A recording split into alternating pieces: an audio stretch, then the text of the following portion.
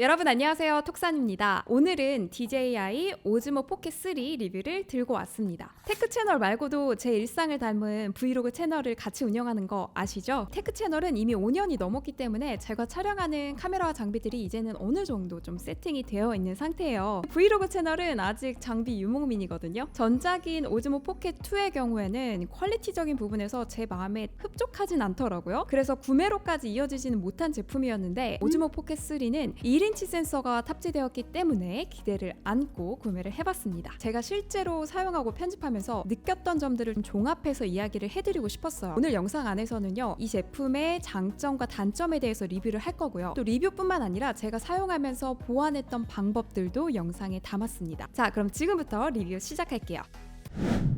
1인치 센서는 오즈모 포켓 3를 대표할 수 있는 큰 장점이죠. 전작은 1.7분의 1인치였는데요. 그보다 훨씬 더 큰 이미지 센서가 탑재가 되었습니다. 이미지 센서는 빛을 디지털 신호로 바꾸어주는 장치인데요. 이 장치가 크면 클수록 빛의 정보를 받을 수 있는 게 훨씬 커요. 받은 정보가 많으면 당연히 결과물들은 더 좋아질 수밖에 없습니다. 이미지 센서가 커지면 심도가 얕아지고요. 더 좋은 아웃포커싱을 할 수도 있죠. 빛이 적은 상황에서도 비교적 밝게 촬영이 되고 노이즈도 적습니다. 이 제품을 들고 가장 먼저 아이폰과 나란히 두고 빛이 적은 상황에 나가서 촬영을 해봤는데요. 아이폰보다 색감이 명확한 게 한눈에 보여요. 나란히 봐도 어떤 결과물이 나은지는 여러분들도 느끼실 거라고 생각을 하거든요. 아이폰 14 프로 센서 크기가 1.28분의 1인치예요. 오즈모 포켓 3에는 1인치 센서에 OIS를 탑재했기 때문에 저조도의 상황에서 움직이면서 촬영을 해도 아이폰보다 영상의 잔상이 덜 남아서 전반적으로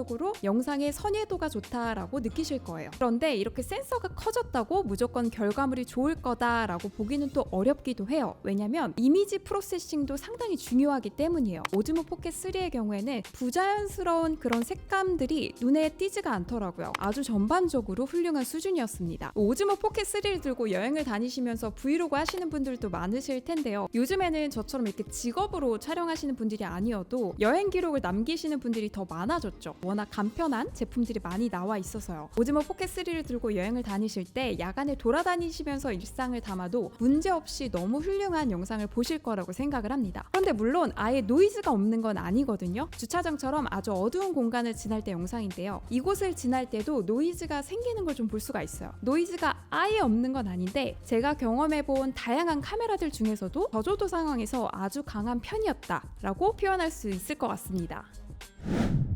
이 제품이 3축 짐벌이에요. 완벽한 짐벌의 모습을 하려면 4축이 되어야 걸어갈 때도 좀 흔들리지 않고 영상을 만들어낼 수 있거든요. 4축이 아닌 부분은 개인적으로 아쉽긴 한데 4축이었으면 이 장비 정말 미친 장비죠.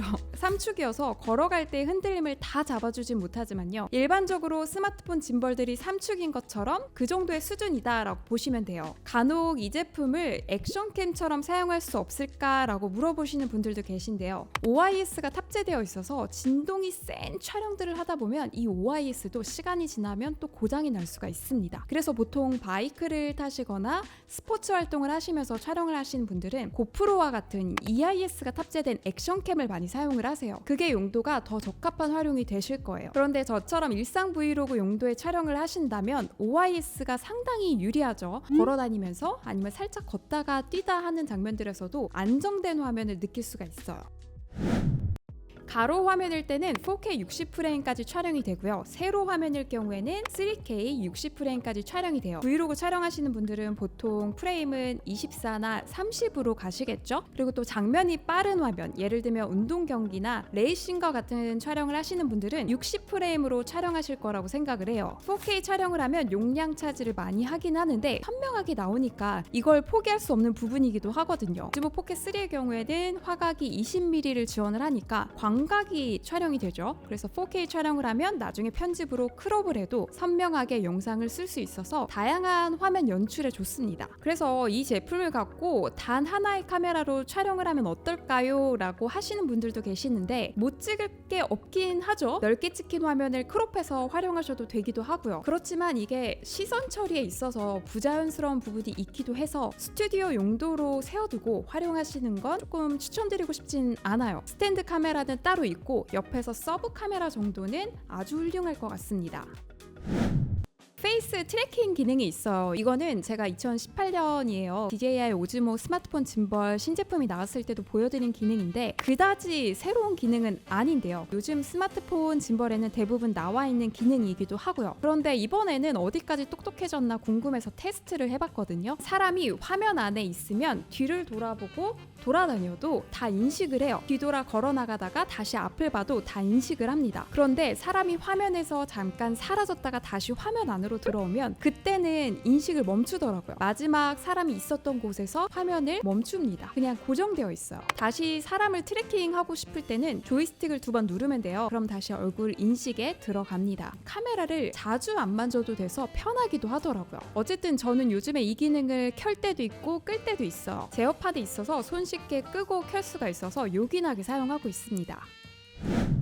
크리에이터 콤보를 구입하면 보조 배터리 팩이 함께 들어있는데요. 저는 스탠다드를 구입해서 처음 샀을 때 보조 배터리 팩이라는 게 없었어요. 브이로그 촬영은 워낙 러닝타임을 길게 가져가는 경우가 많으니까 배터리에 대한 우려가 좀 컸거든요. 근데 사용하다 보니까 그런 걱정은 싹 사라졌어요. 고속 충전이 되니까 방전됐을 때부터 100% 충전할 때까지 30분이면 되더라고요. 배터리가 충전되는 숫자를 눈에 볼 수가 있는데 이 제품이 강조하고 싶었던 부분이 아닐까 생각될 만큼 고속 충전의 장점이 엄청났습니다. 보조 배터리 팩을 나중에 필요하면 구매하려고 했는데 굳이 그러지 않아도 될 거라고 확신을 했습니다. 이 4K 촬영 중에 발열로 중단이 되진 않을까 또 우려를 하면서 촬영을 해봤는데요. 제가 4K 24프레임으로 1시간 촬영을 했을 땐 중단이 없이 촬영이 되었어요. 극단적으로 좀 충전을 하면서 촬영을 해봤거든요. 중단은 안 되더라고요. 발열은 있었는데요. 4K 촬영만 할 때는 이 손잡이의 상단부가 뜨거웠어요. 그런데 배터리까지 같이 충전을 하면 손잡이 전체적으로 뜨겁더라고요. 4K 24프레임에서 1시간 촬영은 문제없이 됐는데 DJI 포럼에 들어갔더니 4K 60프레임 촬영 시에는 발열로 중단되는 경우가 있다라고 하더라고요. 그래서 장시간 촬영하실 예정이시라면 저처럼 24프레임으로 두고 촬영하시는 게 보다 좋을 것 같습니다. 정말 장시간이다 라고 하면 1080p로 촬영을 하시는 게 좋을 거예요. 저는 촬영할 때 얼굴 보정하는 걸 좋아하는 편은 아닌데요. 이 제품에 그래머러스 효과가 있길래 사용해 봤어요. 한참 찍고 결과물을 봤는데 적용이 안 됐더라고요. 그래서 이게 뭐지? 왜 적용이 안 된 거지? 싶어서 찾아봤는데 사용 방법이 좀 충격적이었어요. 촬영을 하고 나서 DJI 앱 안에서 렌더링으로 그 영상을 돌려야 되더라고요. 이렇게 귀찮은 방법이라니 이러면 사용할 분들이 얼마나 많으실까 싶더라고요. 사용성이 정말 많이 떨어진다 싶었습니다. 적용된 효과 같은 것들은 톤업이나 보정, 얼굴 턱선 이런 보정들이 있어요. 필요하신 분들은 이렇게 렌더링 방식으로 사용을 하셔야 될 것 같아요. 제가 사용하고 있는 GV1 마크2의 경우에는 톤 보정되는 거는 촬영하면서 자동 적용이 되거든요. 그런 방식이어야 좀 그나마 쓸만하지 이러한 방식이라면 너무 번거롭다 싶거든요. 그리고 개인적으로 이렇게 앱 안에서 렌더링하는 게 좋은 경험은 아니었어요. 제 개인정보가 한번 거치는 거잖아요. 제 얼굴이 수집이 될 수도 라는 그런 우려도 있고요. 수집을 할지 안 할지는 알 수는 없지만 어쨌든 이러한 방식으로 한번 거치는 게 좋은 경험은 아니에요. 이러한 우려도 있다라는 점도 여러분들도 참고하시면 좋을 것 같습니다.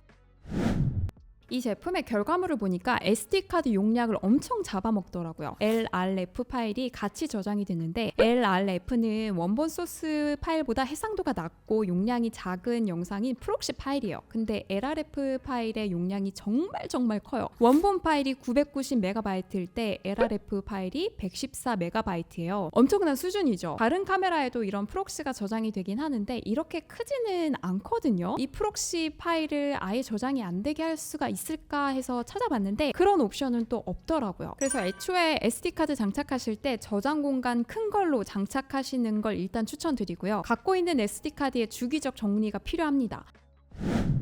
웹캠으로서 이 제품을 활용하시려는 분들이 많으실 거예요. 제품 안에서 바로 유튜브나 페이스북, RTMP로 라이브를 할 수가 있거든요. 노트북이랑 여기 C타입으로 연결해서 웹캠으로 쓰거나 유튜브 라이브를 할 수도 있습니다. 그래머러스 효과는 라이브 때 웹캠 모드일 때는 적용이 되지 않더라고요. 참고하시면 좋을 것 같고요. 이렇게 라이브 방식이 쉽다는 건 장점이에요. 제품이 가볍고 하니까 휴대하면서 라이브로 이렇게 쇼잉해주기에도 좋을 것 같습니다.